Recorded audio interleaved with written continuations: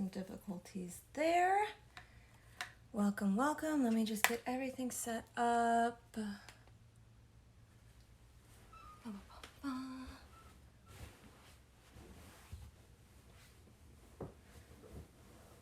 Oh, that is too bright. Let me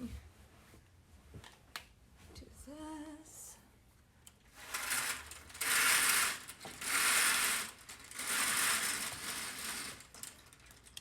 And then we will cut the light. There we go. A lot better. Is the angle good on this? Hey, King Crimson, how are you? Thank you for joining. Just trying to fix the camera angle. Take off my shorts. Okay, cool. So on the schedule today, I'm doing this live podcast for about an hour, and then I'm gonna take like a less than 30 minute break, and then I'll be back for an AMA after that. So let me just get all of this turned on.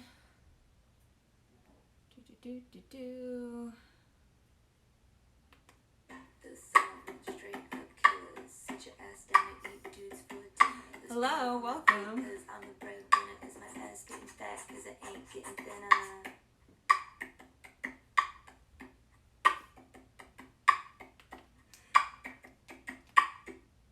Cool.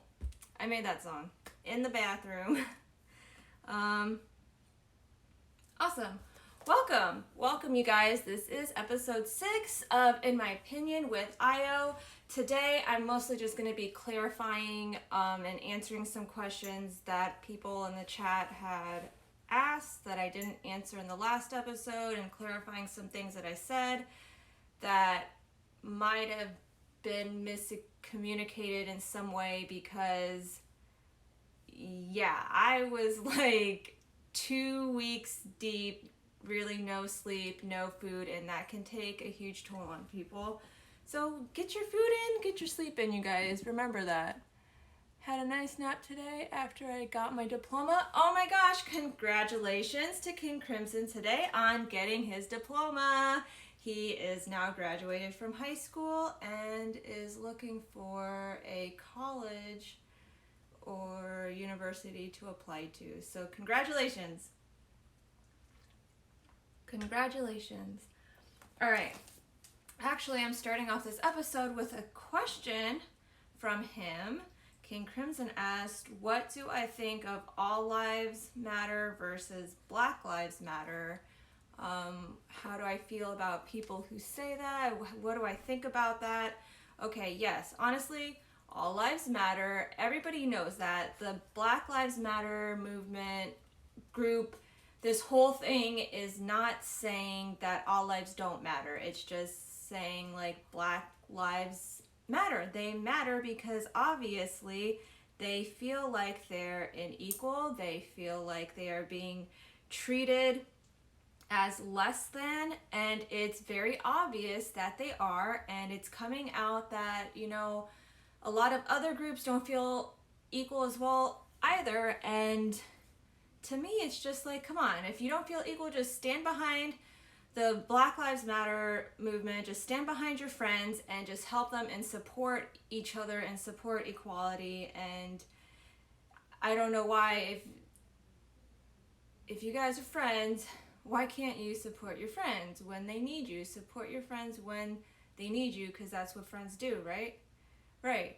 So this whole thing, it just kind of, I feel like sparked almost this like great awakening in the human race, where people are now realizing that even though they might not consciously be aware or practice in some kind of racism or bias or prejudice, that subconsciously, yes, all these things are there. Unconscious bias, generational racism, subliminal racism, all of these things are very real, and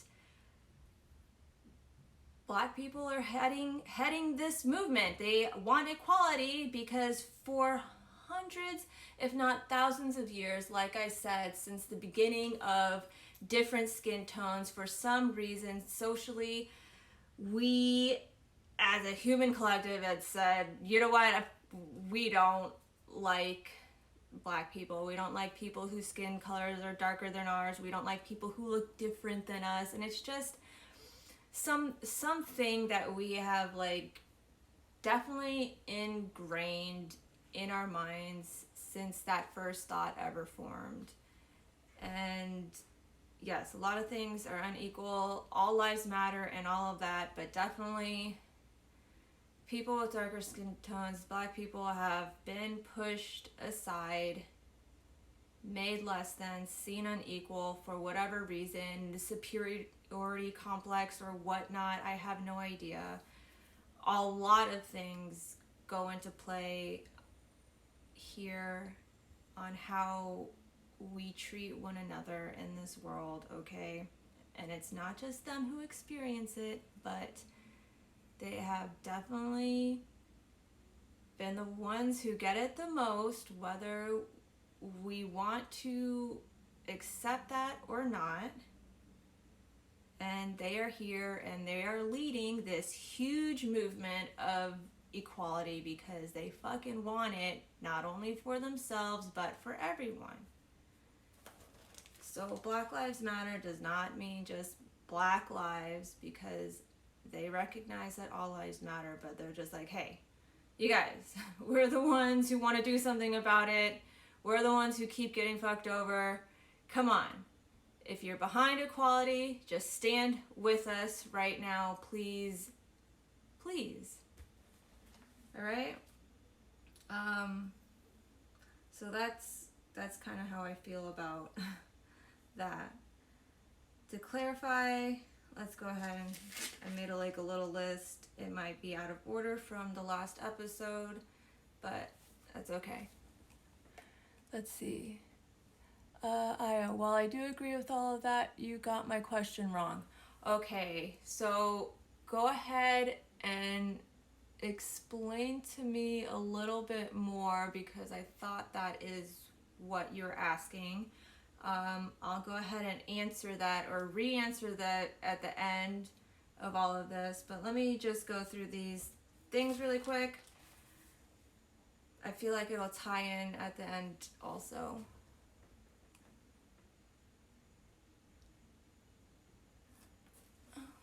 Okay, hold on. Let me just answer this really quick, you guys. For those of you listening at home, I know I said I was moving on, but he typed it out really fast. So my question was, what do you feel about people who say none of the lives matter until Black Lives Matter? All right, I definitely agree with that. Because to say that we're all equal and all, represented and treated fairly, and to realize that there are literally unjust things happening to this community, this group of people, and just to go ahead and just keep saying all lives matter, all lives matter, all lives matter, and all of that, you're definitely disregarding what they have to say. So they're trying to prove a point that, look, we're not all going to matter, we're not all going to be equal until this group is now seen as equal. If that makes sense. Because literally, if we're saying all lives matter and we're disregarding them and their movement, we're still holding them down and still keeping them under just even a little bit. And so until we can accept that, yes, there are these unconscious bias and prejudice and all these things that people play into whether they realize it or not, and until they can just put those things aside and just say, yes, you are my friends, and I recognize that what is happening is wrong, and I recognize that even though it happens to everybody, that it has happened to you guys more consistently and for longer periods of time. So yes, okay, we're not all going to be equal. None of us are all going to be seen as equal, until we're all seen as equal. If that answers your question. Okay. So here we go.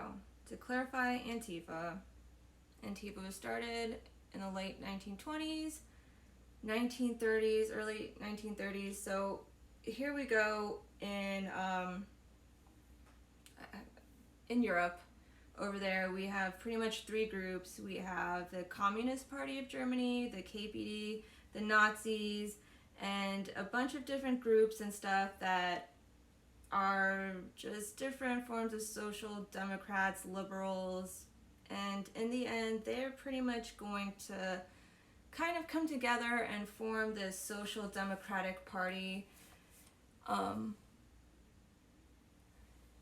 They're going to come together and form this social democratic party, and this is somehow also going to be social fascism in the end of all of this, okay? So you have the commies here and the Nazis, and they both are against these liberals because they're just like, okay, we don't really like the fascism. Nazis, not so much. They're just like, yeah, we're kind of, fascist over here too, but we just really don't like these liberals, So that's going on.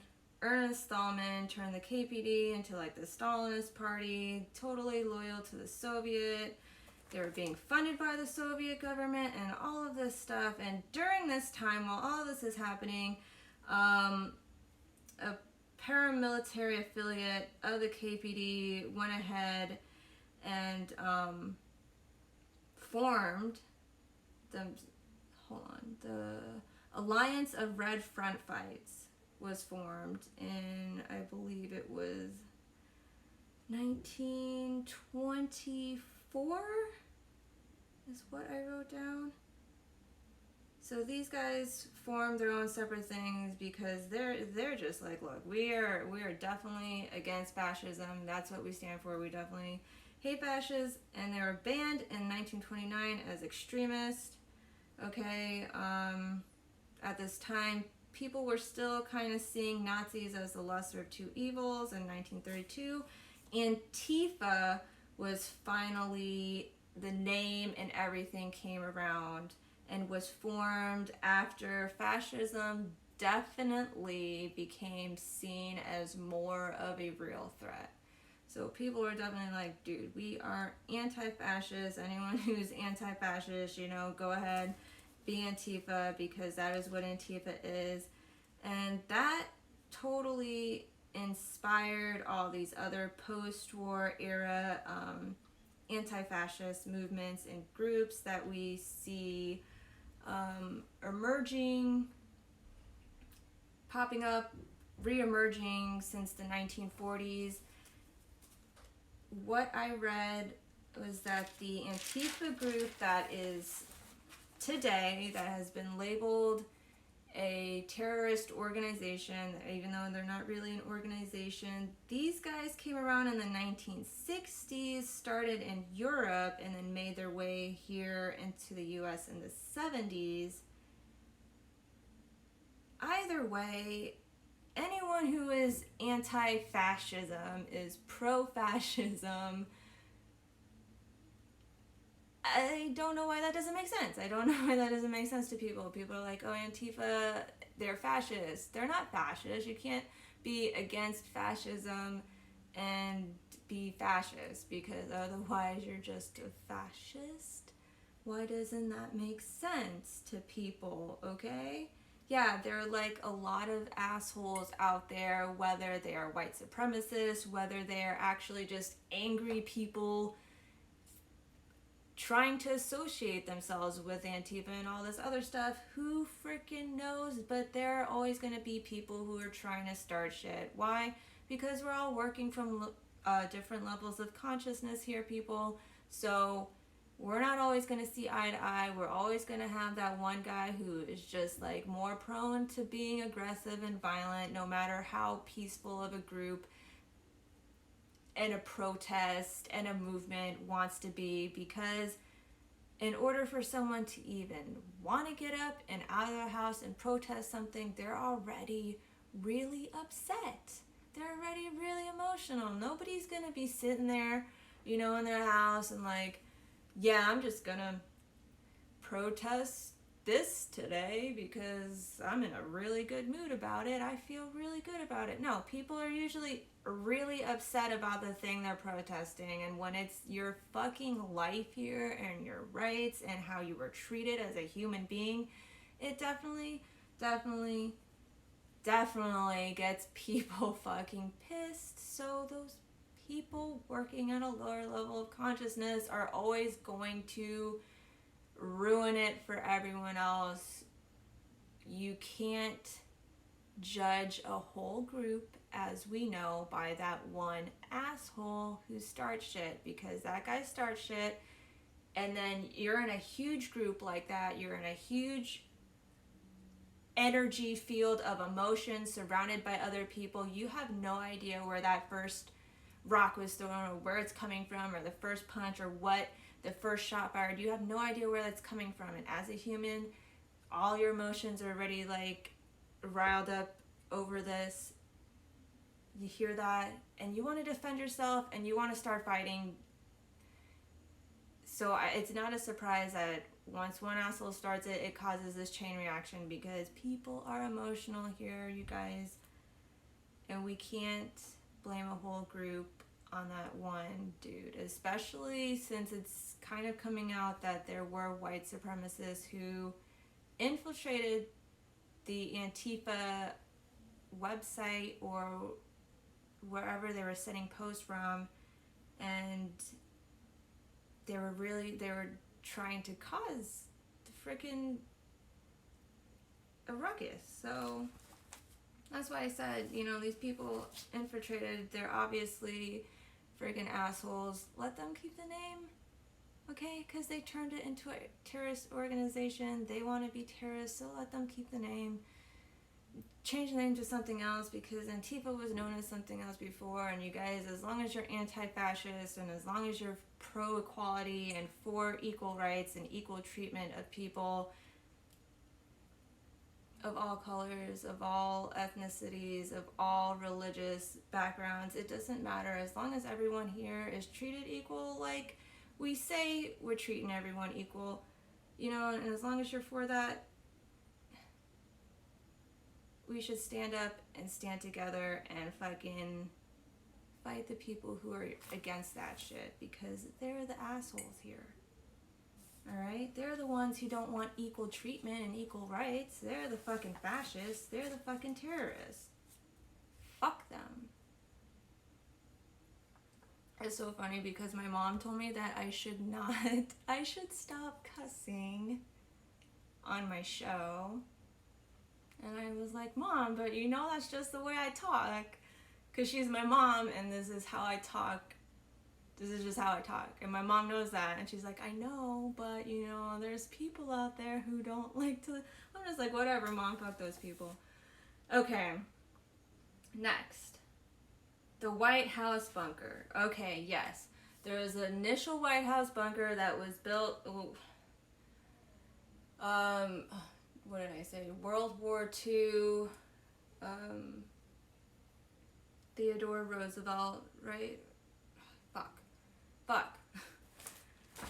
Anyways, that first one, and yes, there was another one built in like 2015 under the Obama administration. And I'm going to say under the Obama administration because Obama personally isn't the one who is like you guys, I need this fucking bunker, okay? Like, if there's only one bunker down there and it was that fucking old ass one, like, why wouldn't they want to renovate? Why wouldn't they want to, like, make something newer and have it more modern and bigger and whatever? And also, the person who was trying to argue with me on all of this pointed out in the very beginning that the president has little to do and has little to say with what actually fucking goes on in the United States. It's mostly Congress, which is true, okay? Which is really why it is important to fucking get your say into all those elections that lead up to the big presidential election, okay? Because it's not the fucking president. The president is just the face of the government, okay? That's the guy to blame, because people just love to have this one single entity to blame or to cheer or to, you know, to whatever. Because the president has no say in the economy, really. Congress has more of a say. The president has a little bit of a say, but the economy essentially is its own entity, okay, people? So the White House bunker and all of that, the president can, be like, yeah, cool, let's go ahead and build a new bunker. But they're not the ones who are like, bro, we need a fucking new bunker ASAP because I'm president so and so and I fucking need a new bunker. No, and guarantee it, if Congress is the people who have more of a say, like, Congress has a bigger say in when and where and how these bunkers get built. So Obama did not build a new bunker, okay, you guys. Yes, the Secret Service probably was like, President Trump, we need to escort you down into this bunker for your own safety, but guarantee it that, you know, Trump had some kind of say in, let me turn off all of the lights before we go down there. Because, if you're just going down to inspect it, like you say, why do you need to turn all of the lights off? Alright. That brings me into this next one. I kind of explained it. The president really has no say, and like I got into it a little bit more because the person who was arguing with me, after saying that Congress pretty much has this say, because they're definitely, those people have way longer terms, like count it, 50 plus years, some of them, and they're the ones who are over here passing these laws and approving these things, and they're the ones who have more of a say. My friend here is just like, I don't support Trump, and then everything he says after that is defending Trump.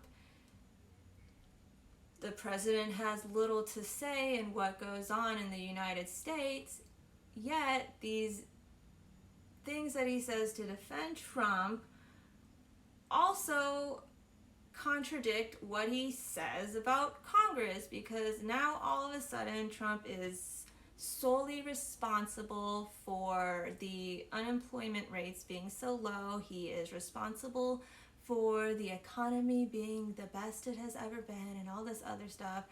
It's not him, okay? It's not. And if we can remember, Obama picked up in the worst economic crisis we had seen pretty much since the freaking 30s and the stock market crashing, okay? So America was in pretty bad shape. Obama and his administration and Congress went ahead and did all this stuff to try and ease the economy back into some kind of stable state and get us back to where we want to be. And then by the time that happened, Trump went ahead and took over, and then he took all of the credit for something he really has no control over. And yet this person who knows all these facts, who doesn't support Trump, still defends him. And he's like, Trump is not a racist, Trump has done this, he has, you know, this, and this, and this. And I'm just over here like, dude, I don't give a fuck what Trump has done. If you openly, publicly, and proudly admit to sexual harassment, you are a fucking goon, you are a scumbag, you are a low piece of shit, steaming pile, fuck you, okay? That's what you are. I don't give a fuck. I don't give a fuck how many fucking Ellis Island awards you've won. You're a fucking piece of shit. If you're telling people to grab them by the pussy, I just kiss. It doesn't matter. You just kiss it.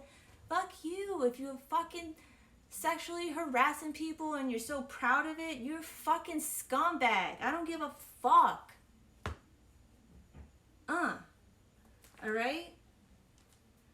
The First Amendment.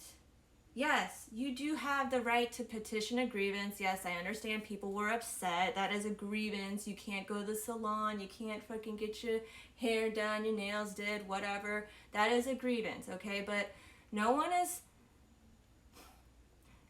in there does that say you have the right to do these things during a global pandemic, because that is kind of like the exception to this rule. If people weren't in a global pandemic and they were telling you, look, you can't go to the salon because you're ugly. You can't go to the salon because I don't like the color of your skin. You can't go to the salon because I don't like the way you dress. You can't go to the salon because you're gay. You can't go to the salon because you're this.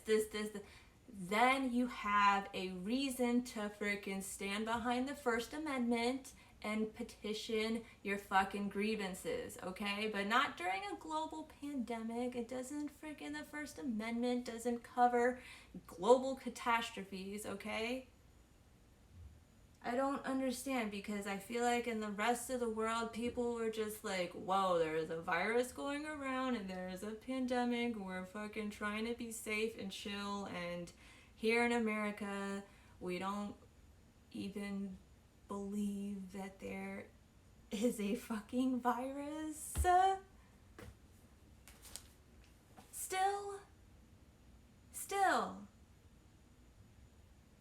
Florida has now had like record high fucking numbers after they friggin' were closed for 2 weeks and then reopened, and now nobody's wearing a mask and people are just breathing on each other at the gyms and shit like that. And now they got a lot of fucking cases of COVID, and a lot of people who are on social media saying, oh, I don't know anybody who's ever had COVID-19. Anyone out there? This is a conspiracy.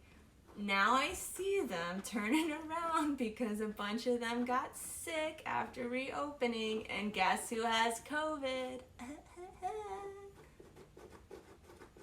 All those people. Slowly but surely, they keep popping up on my fucking feed, and I'm sorry you guys are sick, but I'm kind of like reveling in the fucking... I don't know if it's irony, I don't think it is. I'm just enjoying it because it's karma, okay? It's fucking karma. You didn't believe in COVID-19. No one ever believes in anything until it happens to them, okay? They don't. You can't knock somebody's truth just because you have never experienced it, okay? You can't go ahead and say that they're false, go ahead and tell them they're wrong or anything like that if you've never experienced it. People always ask me what are my religious beliefs, and I believe in all religions. I believe in all ideas and faiths and practices as equal. I see them all as equal. Why?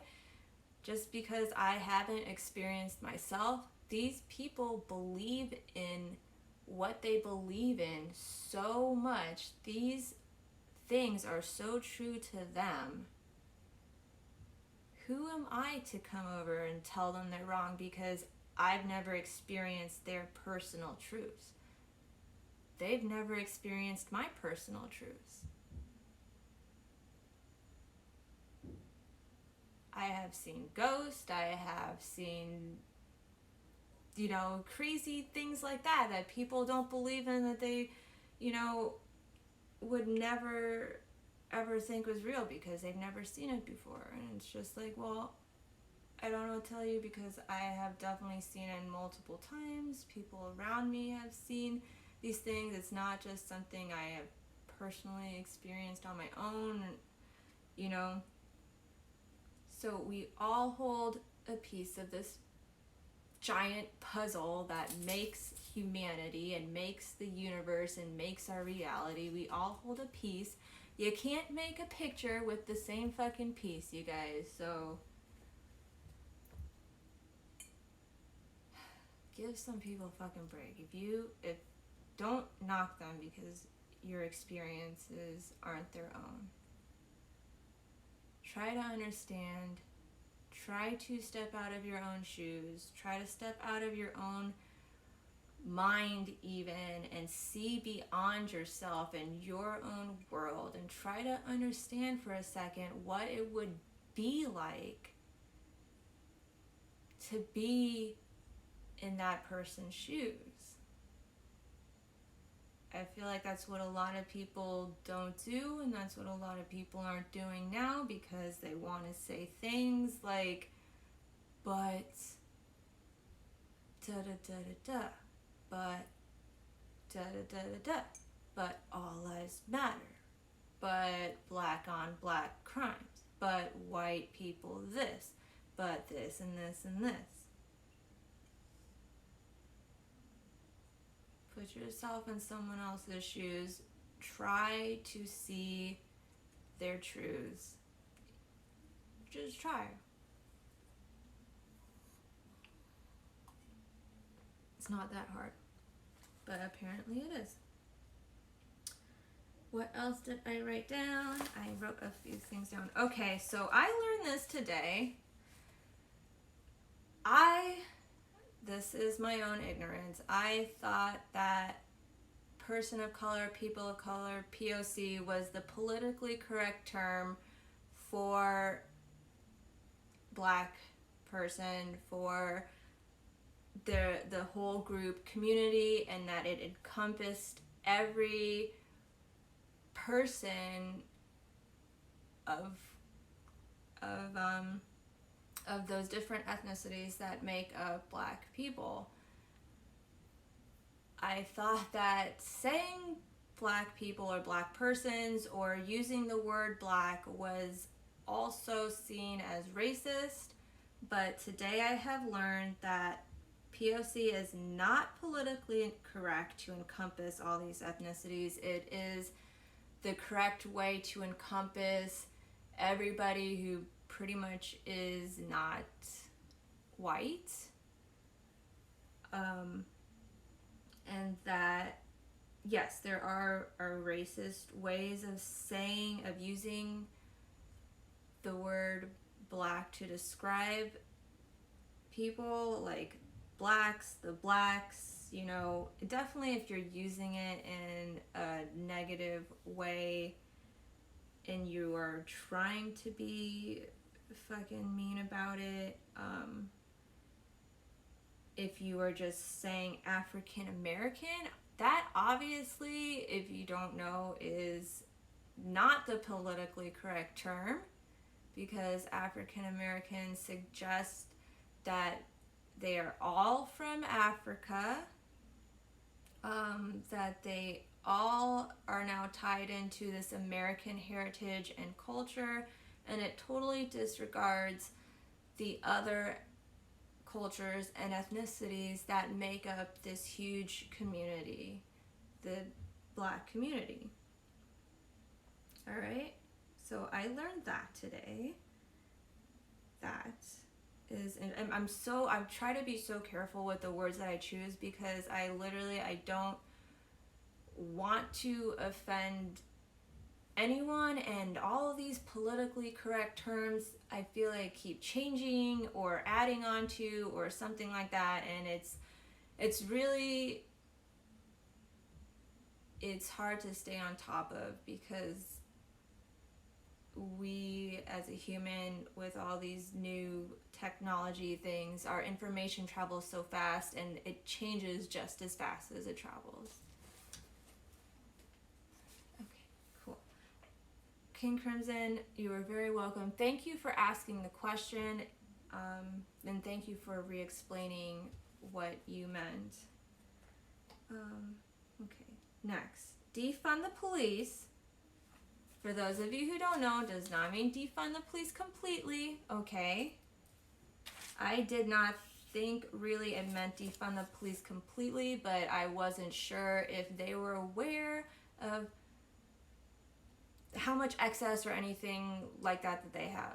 Yes, a lot of places are aware that they do have and receive so much excess in funding, and what defund the police is, because this is all public money that we pay with our taxes here, means just moving some of that excess around to go ahead and pay for other public things like public schools, public health care, and stuff like that. The live Twitch. Hello! How are you? Oh, Christian, I keep forgetting that you changed your freaking name. Hey, I love the Pikachu. Okay, but yeah, defund the police doesn't mean completely defund them. It means redistributing our tax money to different public places like schools, like healthcare, more specifically to these communities where they need them. And to me, it doesn't just, they're saying that they want it to benefit mostly, Black communities, minority communities, and things like that. But to me, it doesn't, going ahead and like funding those communities, to me, doesn't just benefit that community, it benefits all of us. I don't understand what people don't get. Like, if we go ahead and redistribute this money to the school systems, and especially in those areas, like,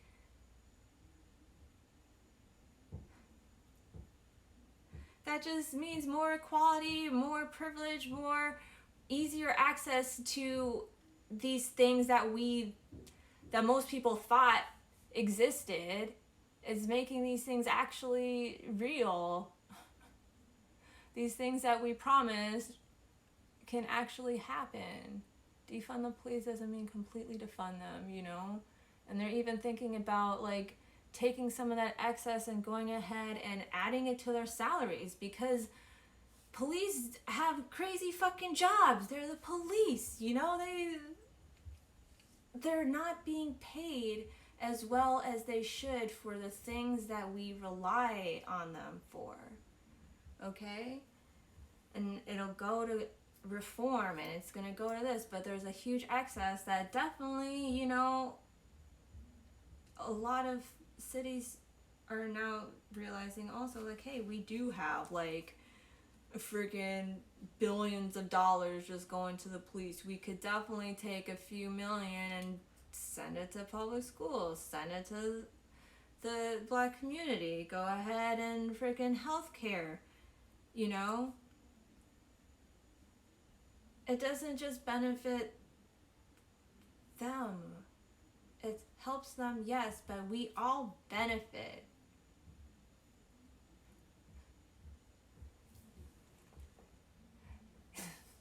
You did change it. Alright.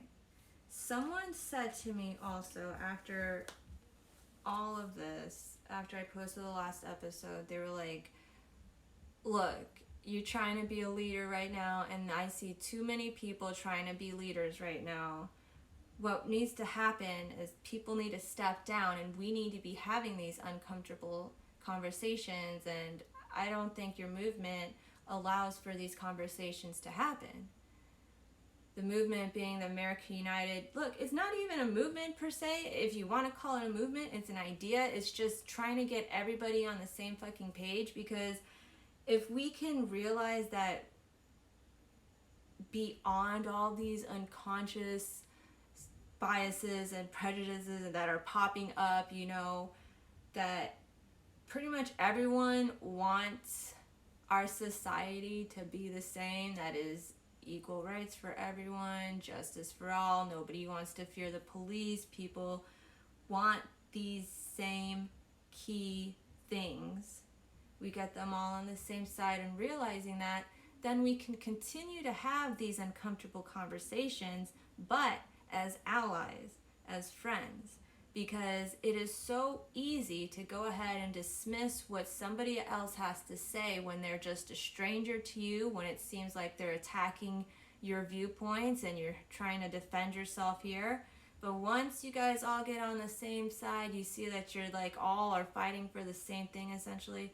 You guys can have these conversations about contrasting viewpoints, and as friends, we typically try to understand an opposing view more because we value that person and their friendship. We need to take that and move it onto like a bigger scale and value each other, see each other as friends, get on the same side and just try to understand each other's experiences, viewpoints. I feel like there would be less people trying to argue and defend and fight if they were all just like, realize that they were mostly just like fighting about the same thing. These little tiny, like, these details and everything, and people, like I said, there's a great awakening of the minds going on right now, and those conversations, these uncomfortable conversations can last a fucking lifetime. We can spend a lifetime talking about these things, but if we do it as friends, we won't be as divided.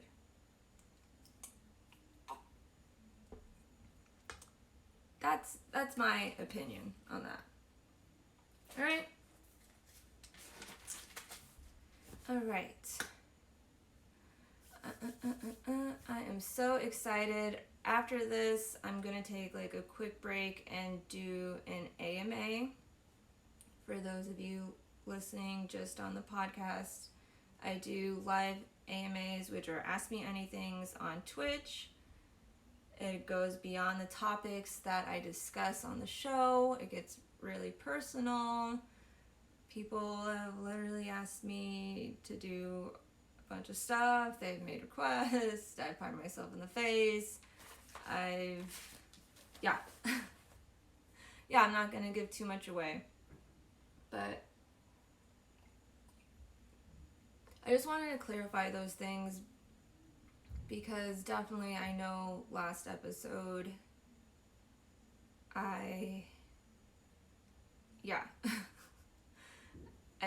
feel like it was kind of just like all over the place and not all of my thoughts came out the way I wanted them to. I was missing a few words. Lack of sleep, lack of nutrition. You guys drink plenty of water, get plenty of rest, eat plenty of food that helps your brain. Don't just eat fucking candy and think that you're gonna be okay. Trust me, I know. My brother was here this weekend. He was helping me fix my computer, which it's not the power supply, so I'm getting a new motherboard, so that should be interesting. We went hiking pretty much all across Los Angeles for 2 days. That was a lot of fun. It definitely gave me a lot of time to work out my frustrations, get my head clear, and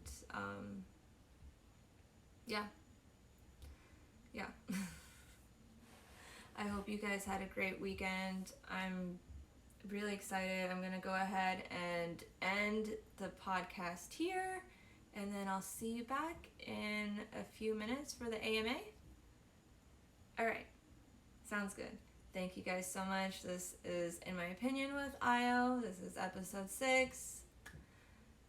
Thank you, thank you, thank you. I love you guys. I will talk to you soon. Bye. And bye to you guys. Bye, King Crimson, and bye, Christian. I'll be back in a few minutes. Christian, if you want to stay on, or if you don't, I know it was last minute and you're like on the other side of the world, but thank you for joining. And yeah, I will be back in a little bit.